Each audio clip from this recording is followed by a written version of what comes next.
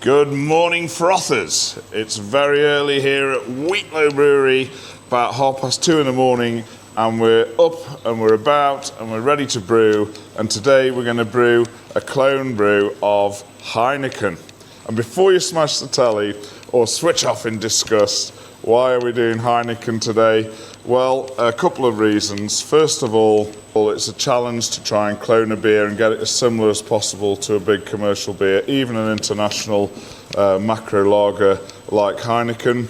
They, of course, at big breweries, have got all the techniques. They've got filtration, they've got centrifuges, they've got pasteurization, they've got everything you can think of to get consistent, perfect beer every time. So for us to try and clone something on a small scale is challenging. The second reason that I want to brew Heineken is because my friend Rainier from Holland has said, for some reason, that it's his favourite beer. So I decided to brew it for him. It's coming over to the UK shortly, and then we can have a tasting with a real Dutchman who drinks Heineken voluntarily and see what he thinks of our efforts. Now then, if you haven't switched your telly off in disgust that we're doing Heineken, what if I was to tell you, instead of saying we're going to do Heineken today, that today we're going to do a premium lager, about 5%. We're going to use all malt for the malt bill, no adjuncts, no corn, no rice, no sugar, and we're going to use best Czech hops for the bitterness. We're going to pitch it at about 23, 24 IBU, nice pale, well-carbonated lager, and add some carapils for a bit of head retention. Then you might be a bit more interested. Well, that's exactly what we're going to do. It's 97.2% Muntons lager malt, and then we're having a little bit of dextrin or carapils malt from Simpson's, 2.8%, to help with the mouthfeel, help a little bit with the head retention. We've got a real simple water profile called the Lager Water Profile in Beersmith. It's 46 parts per million calcium, 46 chlorides and 46 sulfates, and a very tiny bit of bicarb in there. And we're going to use Saaz, all Saaz hops. We've got 18.2 IBUs at the start of the boil and 5.5 IBUs in the last 10 minutes. Now then, as part of the research for this beer, I've had a look in my books, and this book, Clone Brews, looks a bit of an old one, has got Heineken in here. Certain elements of this information are useful to me, but saying that it's 100% German light crystal malt doesn't quite make sense. I'm not quite sure what they mean by that. But it also says Hallertauer Hersbrucker in the hops. But it does give us IBUs of 24 and the colour of, well, it says SRM 3 to 4 in here, which I think must be about 6 or 7 EBC. And a strength of about 5% and an original gravity, this one says, of 1051. Now, as part of the research for this beer, I've travelled over to Amsterdam. I've visited the Heineken museum or the Heineken experience, been round and picked a couple of things up there that are useful to us. One is that they do use 100% malt, no adjuncts, and the other is that they use 100% Saaz hops. Everything else is fairly secretive, if you like. But the other couple of things that I'd got out of the visit to the museum in Amsterdam is that they use the Heineken A yeast, they call it. And when we went for a tasting on the tour, they asked us to identify what the flavour was that you could first get on a fresh beer of Heineken. Whether it was the experience or not of going round and all the sort of the propaganda input into my mind, but believe it or not, the beer tasted nice at source, as most beers do, and it had a hint of banana to it, which I thought was quite unusual for a pale, crisp lager. Looking at the Heineken website, it's actually officially in the tasting notes, a taste of banana or banana bread. Thinking about how we can achieve this with this beer. This book actually, and one or two other sources I've found online recommending this WLC Copenhagen lager strain of yeast. Now, I was going to try and use that, but unfortunately it's been out of stock at all the suppliers I use for the last few months. So we're going to drop on to using Einstein.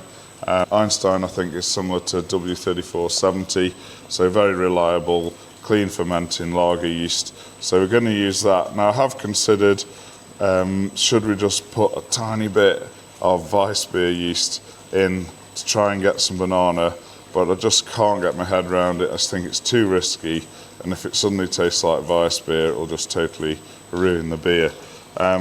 So we may miss the banana element of this beer, which will be a pity, but nevertheless I think we're going to come up with a reasonably drinkable lager that should emulate this, and we'll see if Rainier likes it, and then we'll probably have to give it all to Ben, who was on the Japanese rice lager video, because he's the only person I can think of that would probably drink it.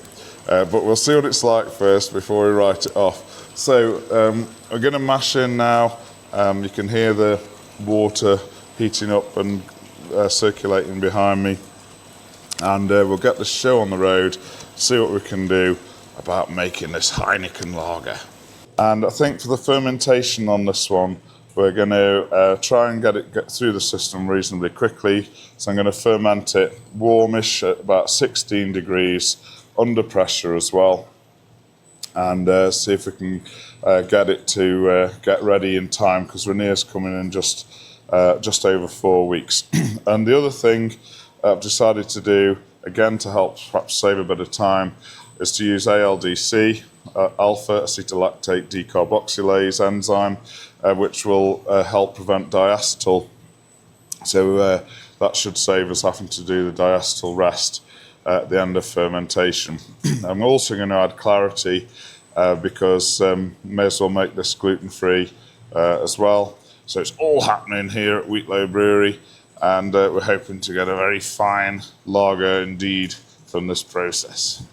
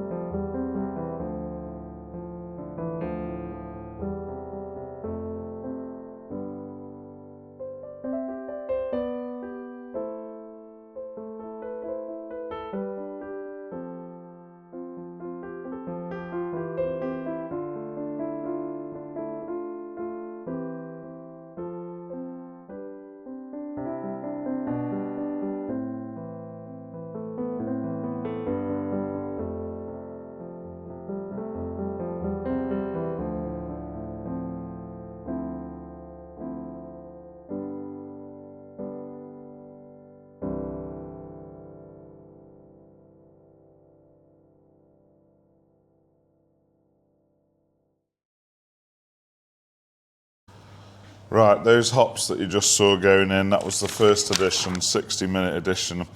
And in order to get my 18.2 IBUs, my recipe says 240 grams, but it also says that the Saaz is 3.75%. I've checked the alpha on the ones I've got in stock, and they're only 3%. So I'm glad I checked, and I've adjusted them now from 240 to 300 grams. So it's another 25%.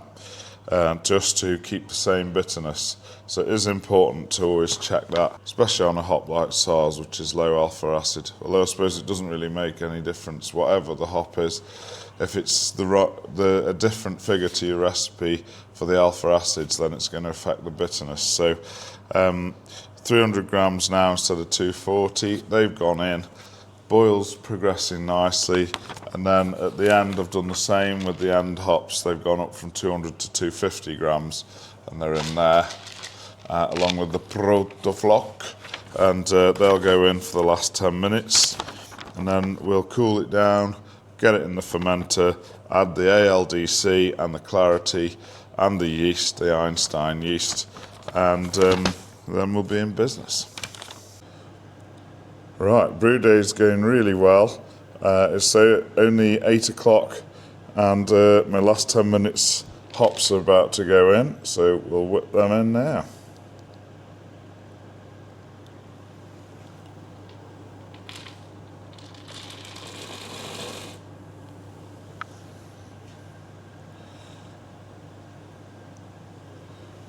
Right, it's time to pitch the yeast, WHC Einstein, and I've got a good pitch here. I've got 150 grams, so I'm going to whip that in now.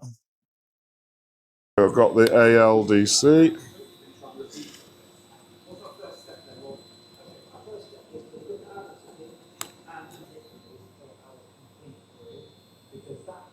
Two mil of clarity going in.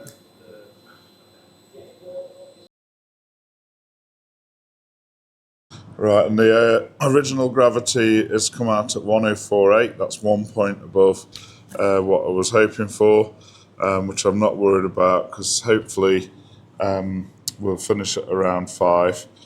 Just depends obviously how far it attenuates.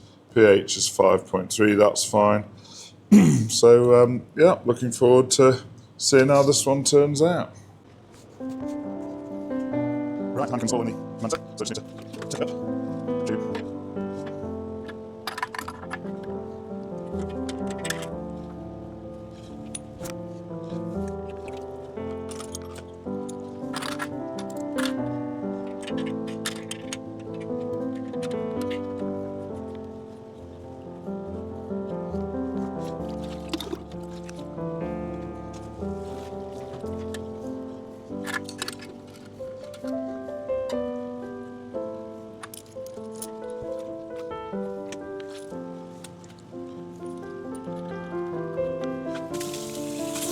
Right, so just need to hold some pressure to about 1 bar.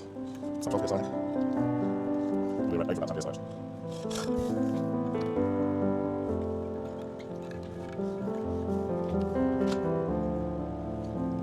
I've got the thermostat at 16 degrees, so I think we'll probably just need to cool down a bit with about 19 now.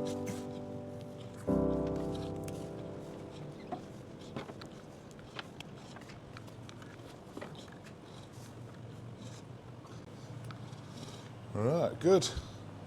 See how that's looking in 24 hours. Right, Heineken's finished fermenting, and I've cooled it down, left it for a day, and now I'm transferring it to this bright tank to condition. Could have perhaps done with a few more days because it's really quite hazy, but doesn't really matter. The act of transferring it kickstarts the clarification process, and I need that tank today, so that's why I need to empty it. But this is what it looks like at the moment. So it's very hazy still, but it does taste a bit lagerish.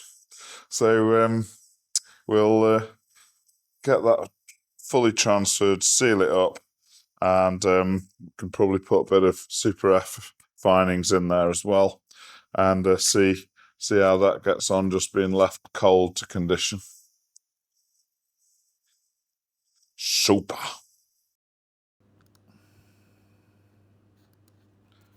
We conditioned the beer for about 4 weeks in the bright tank with a bit of Super F findings, and it got a little bit clearer each day.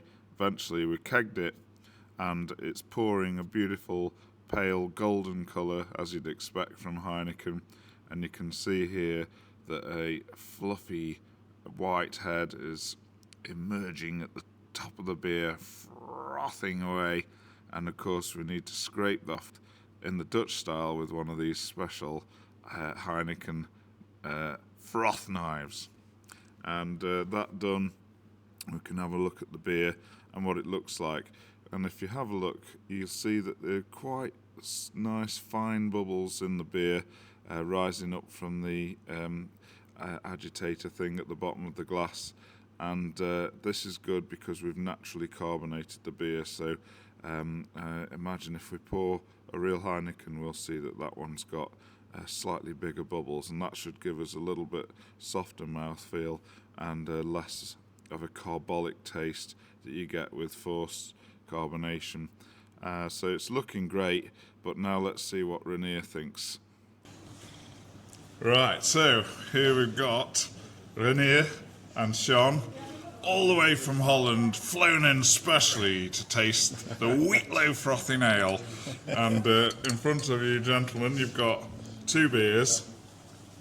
And if you have a look, you can see a slight difference. And this is my attempt at making Heineken. And well, the first question for you as a Dutchman then is, how do you say the name of this beer? Heineken. You do say Heineken? Yes, Heineken. Because I wondered whether you pronounce the N at the end or not. Yeah, Heineken. Okay. You pronounce it very well, actually. Okay. Heineken, heerlijk helder Heineken. Yes. So so it's when I asked you what your favourite beer was, so I could make it for you, and you said Heineken. Exactly. I must admit, I wasn't that excited. No, I know, and I'm very sorry for that. I'm just a small drinker, not. Well, everyone is until they come here. So, but I've really enjoyed the challenge of making it, because obviously it's a great big beer, big factory. They've got all the equipment and expertise in the world, and for a little craft brewer to try and emulate a beer and to try and get close is quite challenging. But It looks all the same. Ja. A little, especially now it's. Very little difference in color. Yeah. or just haze maybe. Haze, yeah, it's more hazy. Oh, I mean, this one. if you saw that on its own, you'd say it was clear, wouldn't you? I mean, you can see right through it, but the other one is very bright indeed. But we've got no filtration, no centrifuge, nothing like that. So I think you better Can we give it a go. Yeah. Cheers. Cheers. Prost.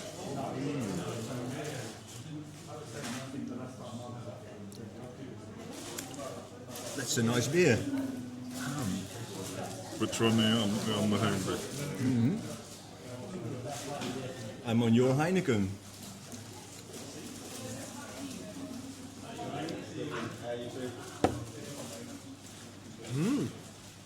So the question is, there's obviously a bit of difference between them. This is the Heineken is a little more bitter, I think. Yeah? I think I like this better, actually. Okay. That's a good start. Yes.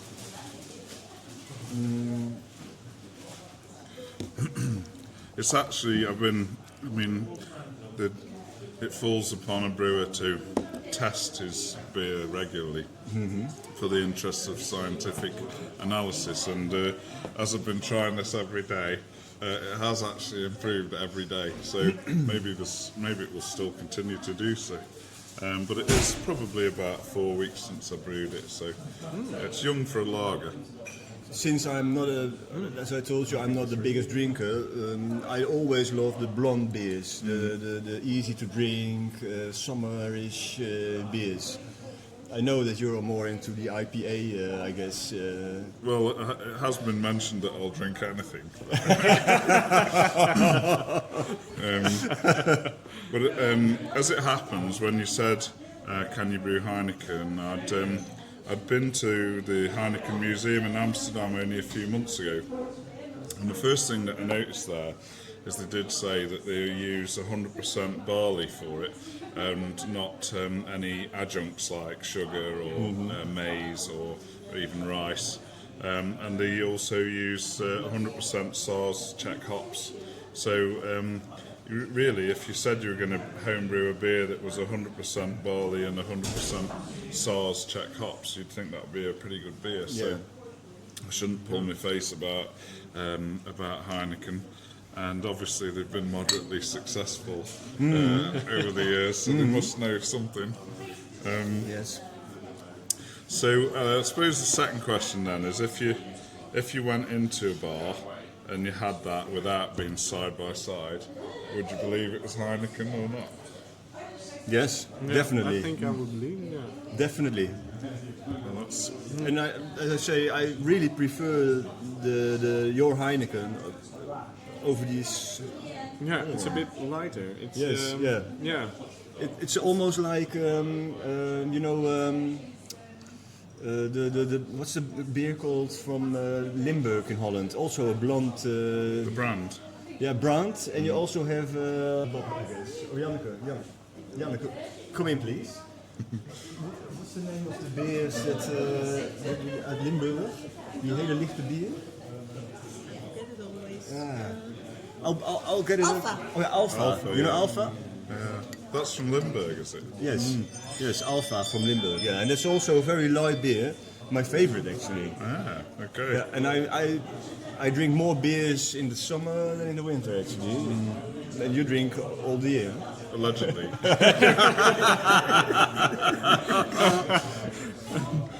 So if, I mean, obviously Heineken know what they're doing, but if they're filtering it, centrifuging it, probably centrifuge it first, filter it, and then probably pasteurise the bottle as well, it's always going to affect the taste. Sometimes it will clean it up and make it really bright, but also it might remove something from the taste a bit as well. But where comes the bitterness from? Well, a week or two ago, I thought mine was more bitter. No way. I don't taste it. No, I don't now. Yeah, it's that will be just a question of adjusting the hops a little bit to get a little bit more bitterness in. So yeah, next time we brew it, we can get it even closer. It's the first time I've ever brewed it, so it's a reasonable. I first think it's attempt. impressive. It's It's already so close. Well done. And they're hugging the glass well, aren't they? Both of them. Yeah. The original Heineken was also the schuim. Yeah, it was already going down a little faster than this one. Why? Why do you think Well, it is? perhaps just because mine's on draft rather than in a bottle. Maybe it just helps a little bit. And I was also, I don't know if you can see it now, because I've drank most of mine, but mine's got a little bit smaller bubbles in it. And the reason that the bubbles are a tiny bit smaller is because I've naturally carbonated it from its own CO2 at the end of fermentation. So normally if you naturally carbonate it from the yeast, then you get finer bubbles and it gets slightly smoother taste and less carbolic, less acidic on the tongue. But that And could this be is the difference in the bitters. in this Heineken, how have they done this? They probably pressurise it afterwards. But still, the bubbles go up the same speed, so it's all the same. Yeah, They're only bigger. yeah, just a little bit bigger. I like this one. Well, that's good because we're all finishing this one quicker than when I do these tastings on video, people notice and comment that you can. There's no use trying to pretend what you say is good and what isn't because it's always the lower glass that's the Yes, good. definitely. Well, thank you for setting me this challenge. Thank you very much for all your for effort making it. and all your very nice and warm brewing for us. You know, it's really. We know each other through so work, much- don't we, for yes. 15 years. Yes, for and, 15 years, yes. But Rainier told me that he actually watches the Wheatlow videos. Yes. And I was quite surprised at this, but I thought we've got to brew a beer now, haven't we? Yeah. Into the brewing can, how do you call it? Into the, it's the You know, filming it's of very that. nice, and you do the music. You know, it's all slow TV, and that's really, I really like it. I have a television which so big on the wall. It's really big. Yes, I see your face like this, you know, and then I go into the brewing. I love it. Yeah, It's it's really nice, and it's also because, of course, what I say. You know, we had so much contact for years. I appreciate it so much. You know, it was the way you do things. You know, it's very special man. Cheers. Yeah, cheers, cheers, Rich. On you. Well, how long do you do this? Figure? 1993, I I think. fell into the cauldron when I was a baby. But how long do you Yeah, do? 1992, so I was 16, desperate for beer, couldn't drive to get it, couldn't legally buy it, couldn't walk to the pub and buy it. The only choice I had was to make it. Okay. So, yeah. But Richard never. Yeah. I mean, I'm getting used to it now, but I'm very self-conscious about filming myself. I think everybody Yeah, is. but also, Yeah. I just told you, like when you did the, I think it's six years ago, something like that. You were in somewhere in a garden building center, and then you had your own building. You were talking, you were presenting the one of the sheds. Do you remember that with somebody else, an English? Yeah, I do, yeah. And if you look at how you were in front of the camera then and now, it's way different. Really? Yes, you do really good. I think when you get older, you lose all your embarrassment factor. Yeah, that's for I sure. remember when my dad was- Anyway, Good. I remember that with my dad. So yeah, it's a good challenge. Yes, I'm very, very pleased to be here with you and see that you're doing, and it's impressing. Yeah. That's definitely impressing. Very impressive. Cheers. Cheers. Prost. Yeah, frotting ale. Super.